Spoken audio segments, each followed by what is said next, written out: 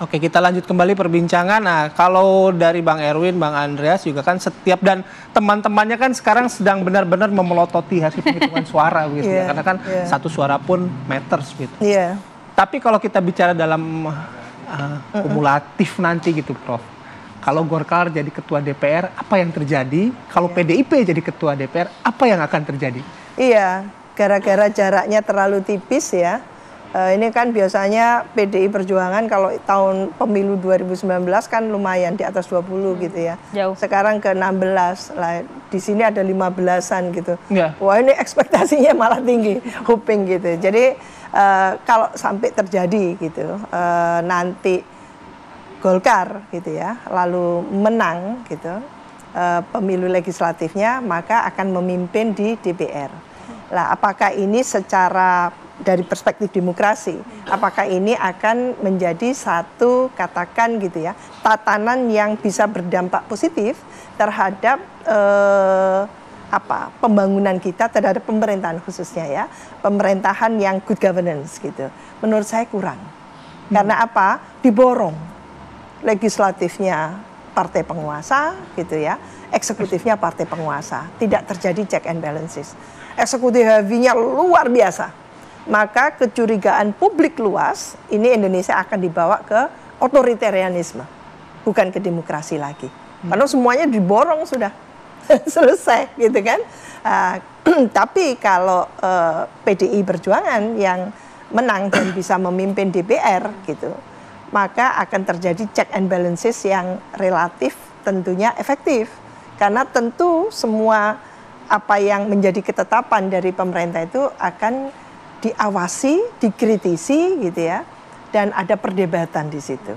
Nah, kemarin contoh dalam periode terakhir 5 tahun terakhir 2019-2024 ini Pak Jokowi luar biasa eksekutif heavy-nya, senyap banget itu di DPR senyap. Jadi dikuasai oleh eksekutif. Nah, ini tidak bagus karena ada kebijakan yang tidak semuanya itu pro rakyat. Lalu rakyat tidak bisa melakukan kritisasi yang bisa membatalkan. Hanya DPR sebetulnya yang bisa membatalkan gitu kan. Kalaupun kuat sekali yang dilakukan oleh civil society terhadap kebijakan itu butuh effort yang luar biasa untuk membatalkan satu kebijakan. Contoh kebijakan yang sampai sekarang belum tuntas bisa dikritisi oleh civil society adalah Ciptaker gitu contohnya ya, undang-undang Ciptaker. Itu sangat kuat sekali. Lah ini yang kita butuhkan. Tidak lain tidak bukan untuk supaya balance gitu ya. Balance dan penguatan sistem presidensial kita itu hanya bisa dihadirkan dengan efektifnya mekanisme check and balances. Respon Anda, Bang Erwin? Ya, saya kira Golkar pernah memimpin DPR 2004, Pak Agung Laksono waktu itu, presidennya SBJK. Ada check and balance juga pada saat itu. Jadi Golkar waktu itu mampu mengawasi pemerintahan SBJK dengan baik. Golkar prinsipnya adalah pembangunan dan kesejahteraan masyarakat. Jadi selama itu tujuannya baik ya, tujuannya untuk pembangunan, saya kira kalau Golkar diberi kepercayaan sebagai ketua DPR, Golkar tentunya akan memberikan percepatan undang-undangnya direvisi, kemudian anggarannya juga diprioritaskan kepada pembangunan. Nah, buat Golkar itu yang menjadi kunci, karena Golkar ini adalah partai yang berkarya, jadi kita harus membangun. Ya, harus dan juga siap mengawasi pemerintahan. Siap mengawasi pemerintahan. Galak juga nggak Bang Iwan? Kalau misalnya ada sesuatu yang memang menurut Golkar harus dikritisi, ya galak juga. Oh ya, Golkar pasti akan melakukan pengawasan juga.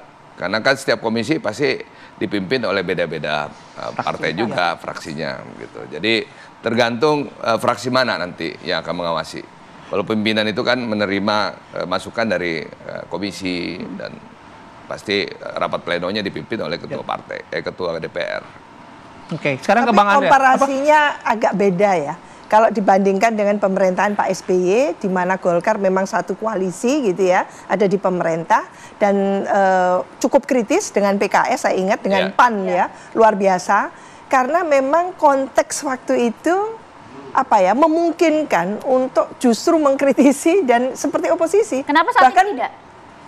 Kalau saat ini rasanya dengan prinsip melanjutkan semua programnya Pak Jokowi, mana mungkin akan mengkritisi gitu. Jadi karena sudah ada planning melanjutkan semuanya gitu kan, apa yang dilakukan. Nah ini saya tantang Mas Erwin supaya ada argumentasi lainnya gitu ya. Nggak bisa disamakan dengan tahun seperti itu, periode seperti itu. Siap mengkritisi Bang? Golkar selalu pasti akan melihat kalau kebijakan itu tidak pro rakyat, pasti kita akan pertanyakan. Dan tergantung komisi mana dulu, isu mana dulu nih ya. Tapi kalau itu isunya tujuannya pembangunan, tujuannya kesejahteraan rakyat, Golkar akan support. Oke, saya ke Bang Andreas. Bang Andreas, kalau kita kan tadi berandai-andai ya kalau Golkar jadi ketua DPR, sudah terjawab. Kalau misalnya PDIP jadi ketua DPR berarti sudah pasti oposisi ya, Bang Andreas? Meskipun diksinya kurang disukai Bang Andreas. Iya. mengkritisi lah ya. Gimana Bang? Ya ini pemilu pilpres pileg belum selesai gitu. Jadi apa yang disampaikan oleh Mbak Wiwik tadi ya teoritis ya seperti itu gitu. Tapi kita lihat perkembangan dinamika politik di Indonesia ini seringkali lebih cepat dari teori-teori yang ada gitu. Mendahului teori gitu. Dan seringkali dinamika itu yang terjadi di tengah itu merubah konstelasi. Ini saya juga berbicara dari perspektif akademisnya gitu. Kita lihat pengalaman di 2014.